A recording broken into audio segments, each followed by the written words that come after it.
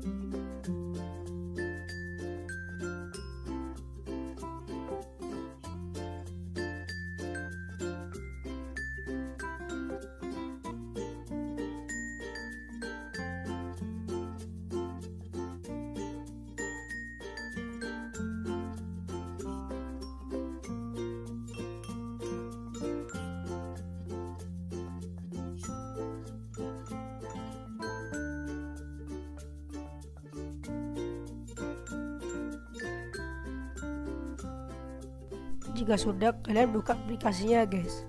Di sini kalian harus login. Berhubung aku sudah login, jadi langsung mulai aja gitu.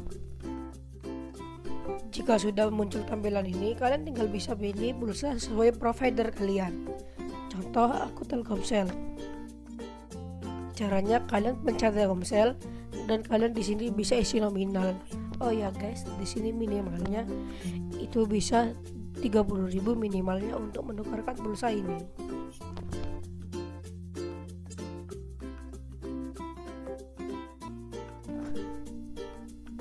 Dan kalian di sini bisa isi nomor telepon kalian. Jika sudah, kalian pencet pilih rekening tambah baru.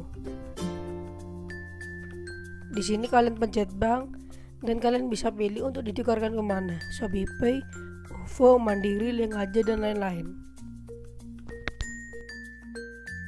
Jika sudah, kalian tinggal kembali dan berhubung di sini aku tidak punya pulsa, ya tidak bisa mencontohkan untuk tukar uang. Tapi 100% bisa kok guys.